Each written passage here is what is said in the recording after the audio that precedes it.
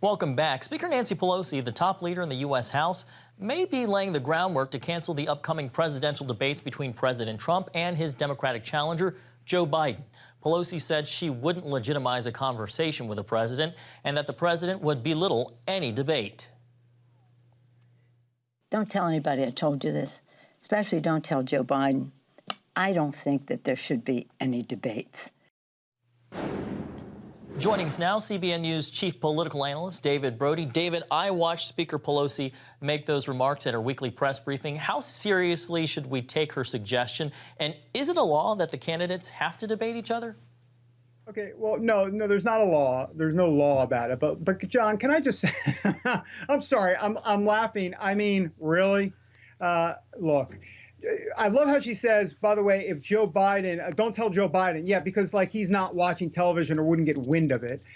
Look, you said in the tease it was an unexpected move. Okay, it was unexpected. Actually, I think it was a brilliant move by Nancy Pelosi, because the truth of the matter is that's exactly what Democrats want. She knows darn well that if Joe Biden gets on the debate stage with Donald Trump, it's going to get ugly, it's going to get messy. And I don't mean like a brawl. I mean bad for the Democrats.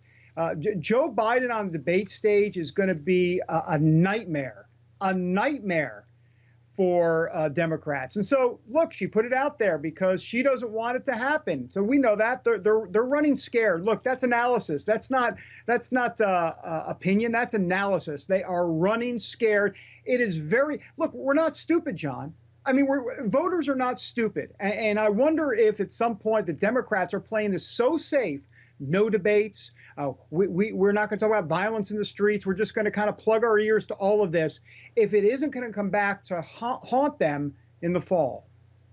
David, I want to talk about the tale of two granddaughters. Two Billy Graham's grandchildren are on opposite sides when it comes to this election. We watched Sissy Graham endorse Trump at the RNC earlier this week. Now, another granddaughter has written a scathing opinion piece this week suggesting that evangelical support of the president, quote, spits on the legacy of Billy Graham. What are we to make of all of this? Well, I think it's somewhat reflective of what is going on to a degree in church circles and among evangelical Christians. I mean, I think there's been this long debate about, you know, is Donald Trump worth supporting? And folks like Sissy Graham Lynch actually say, sure, from a macro perspective. That's why Donald Trump gets 81% of the evangelical vote, because they say policies matter more than the person himself necessarily, even though there's a long story. You can make character and non-character judgments on Donald Trump, but they think the policies rule the day. And you've got her, on the other hand, the other granddaughter, who says, no, that's just not true. Character counts. And so, look, we've heard this right from the very beginning, and you know what? It affects everybody in the church, including the family of Billy Graham. So, David, how do you think that will play out when it gets to the polls in November? You're talking about within evangelical circles?